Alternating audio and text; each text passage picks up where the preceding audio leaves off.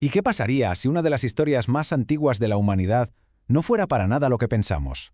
¿Y si detrás de la búsqueda de un paraíso perdido se ocultara en realidad un mapa, un plano hacia algo mucho más profundo? Hoy vamos a viajar al corazón de un misterio que ha durado milenios. Hola y bienvenidos a MD44. Hoy nos embarcamos juntos en una investigación para descifrar una de las preguntas más antiguas de todas, siguiendo pistas geográficas y desvelando secretos simbólicos que han estado ocultos a plena vista. Todo empieza aquí, con esta imagen de un lugar idílico, perfecto, el Jardín del Edén. Ese paraíso frondoso que, según la tradición, fue el primer hogar de la humanidad. Pero, más allá del mito, ¿fue un lugar real? ¿Existió de verdad? Fijaos bien, el propio libro del Génesis nos da una pista que es casi un mapa del tesoro. Un solo río que nace en un lugar llamado Edén y que al salir se divide en 4. Esta descripción, tan concreta, es la que ha obsesionado a exploradores y eruditos durante siglos. Y esa, claro, es la gran pregunta, la que nos trae hoy aquí. ¿Podríamos, con la tecnología actual, encontrar este lugar en un mapa? ¿O se ha perdido para siempre, borrado por el paso del tiempo? Venga, pues vamos al lío. Vamos a ponernos la gorra de detectives y empezar por lo más obvio, la evidencia física. Vamos a analizar las teorías geográficas más importantes que han intentado ponerle chinchetas al mapa del Edén. A ver, una de las teorías más conocidas, defendida por el investigador David Roll, nos lleva a las montañas de la actual Turquía. Allí, en una misma región, nacen los famosos ríos Tigris y Éufrates, y Roll identifica otros 2 ríos locales que podrían ser los que faltan. 4 ríos que nacen en el mismo sitio. Oye, pues no suenan nada mal para empezar. Vale, ahora viajamos más al sur, hasta Mesopotamia, en Irak. Hay un lugar increíblemente fértil llamado Kurna, justo donde el Tigris y el Éufrates se juntan. Podría ser, ¿verdad? Pero, ojo, hay un problema y no es pequeño. El Génesis dice que el río salía del Edén para dividirse. Aquí en Kurna los ríos llegan y se unen. El flujo del agua va justo en la dirección contraria. ¿Y si el problema es que el Edén simplemente ya no está ahí?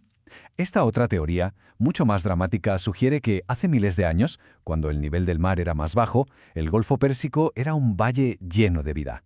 Con el fin de la edad de hielo, el mar subió y lo inundó todo. El paraíso, literalmente, perdido bajo las olas. Hasta ahora, todas las miradas apuntaban a Oriente Próximo, a los lugares que, podríamos considerar habituales. Pero aquí es donde la investigación da un giro que nadie se esperaba, y nos lleva mucho más al este, a un candidato que lo pone todo patas arriba. Y es que en Pushkar, en la India, encontramos algo que es sencillamente asombroso. Un lago central desde el que nacen 4 ríos que fluyen hacia 4 puntos cardinales distintos. La correspondencia geográfica con el relato del Génesis es que es casi un calco, un único origen de agua que se divide en 4.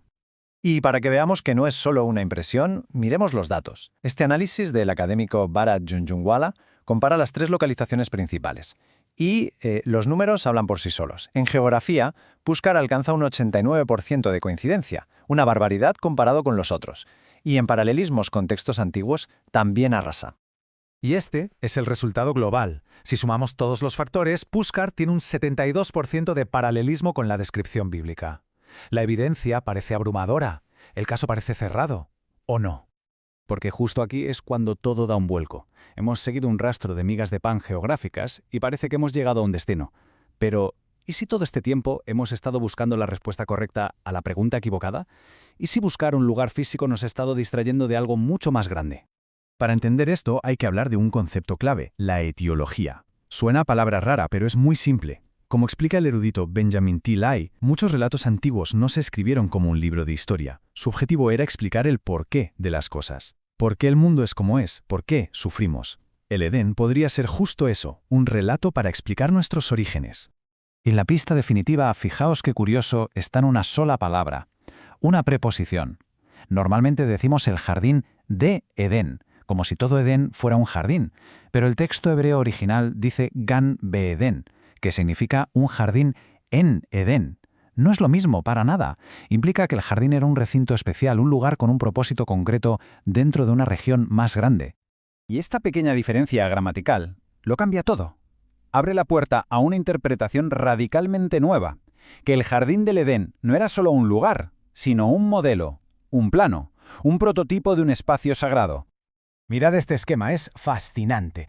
Lo que propone el investigador Jeffrey Brazzo es que la estructura del Edén se corresponde punto por punto con la de un templo antiguo, dividido en 3 zonas de santidad creciente. El mundo exterior sería el atrio, el jardín, el lugar santo y en el mismísimo centro el santo de los santos.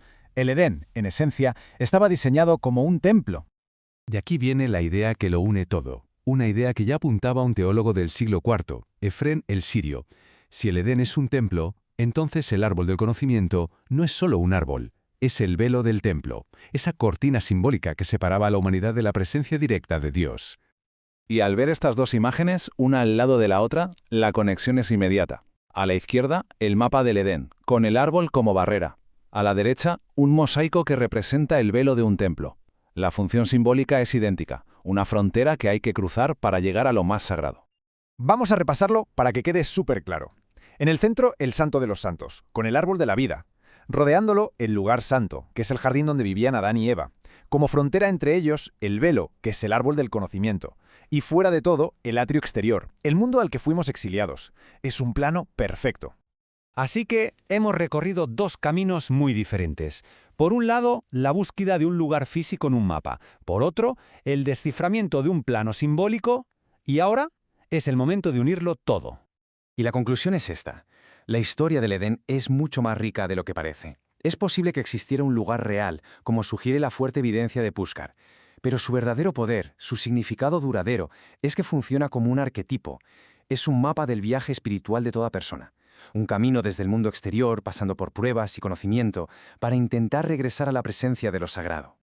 Y con esta pregunta final nos quedamos. ¿La búsqueda del Edén ha sido siempre una caza del tesoro para encontrar un punto en el mapa? ¿O quizás siempre se trató de algo más íntimo, de encontrar ese plano, ese modelo, dentro de cada uno de nosotros? El camino de vuelta a casa.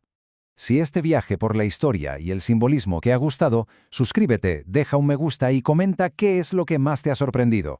Y por supuesto, comparte esta exploración para que la conversación continúe. Muchas gracias por acompañarnos en MD44.